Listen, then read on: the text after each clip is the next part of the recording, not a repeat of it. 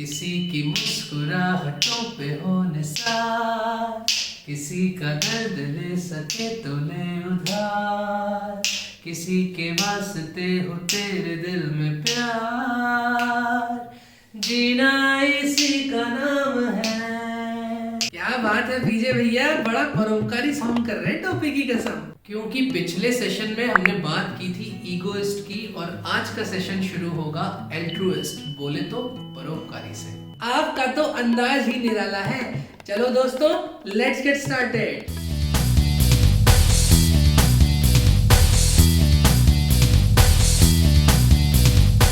ये बता कि परोपकारी शब्द कैसे बना है? भैया ये तो पर मतलब अन्य और उपकार को मिलाकर बना है ना? एक्सेलेंट।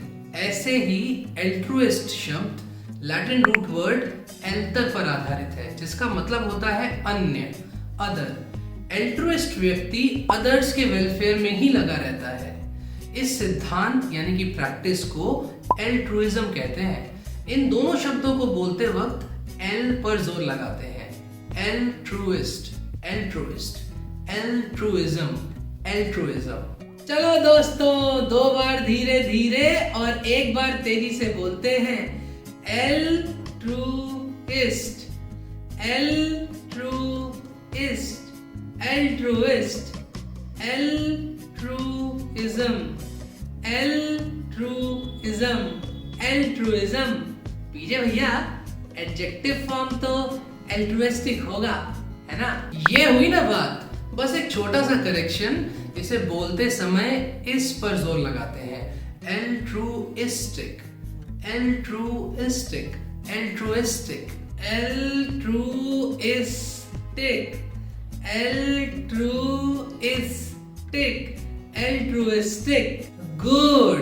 इस रूट वर्ड पर कई शब्द आधारित हैं। अच्छा, तुझे अपने कोचिंग वाले दिन याद है?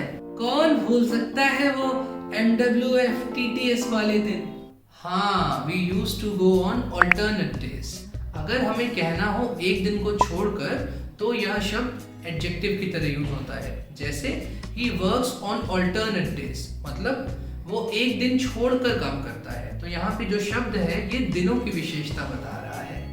इसको प्रोनाउंस करते वक्त हमें टर पर जोर लगाना है।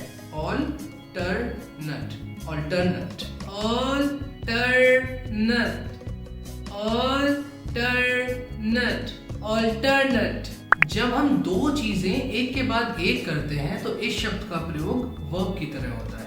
जैसे तू एक दिन रनिंग करता है, एक दिन साइकिलिंग, तो हम कहेंगे you alternate between running and cycling. इसका उच्चारण करते समय दो बातों का ध्यान रखना है। पहला कि ऑल और नेट पर जोर रहेगा, लेकिन ऑल ज्यादा ताकतवर सुनाई पड़ेगा। ऑल्टरनेट। दूसरा कि बीच के पार्ट से र गायब हो जाएगा, ट, और जो आखिरी का पार्ट है उसकी आवाज होगी net. Alternate, alternate, alternate, alternate, alternate. पीछे भैया अभ्यास का कोई विकल्प नहीं है। हाँ, there is no alternative to practice. Alternative का मतलब होता है अन्य विकल्प। इसे बोलते समय टर पर जोर लगाएंगे। Alternative, alternative, alternative, alternative, alternative. अगर हमें अन्य प्लान बनाना है तो हम कहेंगे कि प्लान ऑल्टर करना है। इसी तरह किसी चीज को दूसरी चीज में अगर बदलना है तो इस प्रक्रिया को कहते हैं ऑल्टरेशन। पहले शब्द में हम ऑल पर जोर लगाते हैं, ऑल्टर, ऑल्टर। दूसरे शब्द में हम रे पर जोर लगाते हैं, alteration, alteration, alter, alter, alter, alteration, alteration, alteration.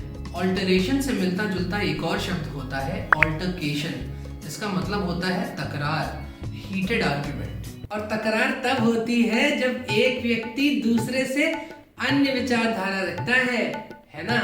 जी हाँ, इसे बोलते समय ऑल और के पर जोर लगाना है, लेकिन के ज्यादा ताकतवर साउंड करेगा।